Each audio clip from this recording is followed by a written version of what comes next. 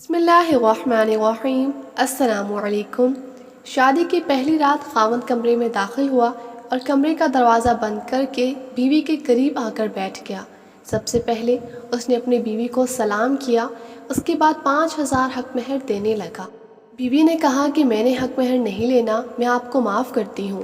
خاوند نے دوسری بار حق مہر دینے کی کوشش کی، بیوی نے یہی جواب دیا۔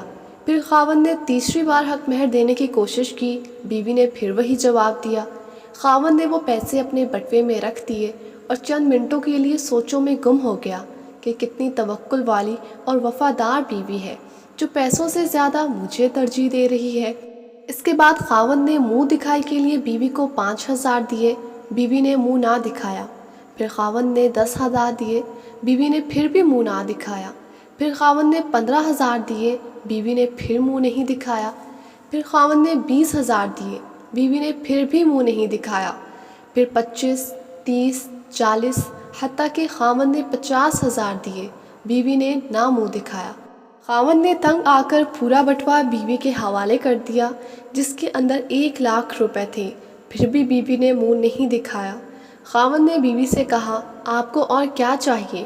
بیوی نے کہا، ایک وعدہ۔ خاوند نے کہا، کون سا وعدہ؟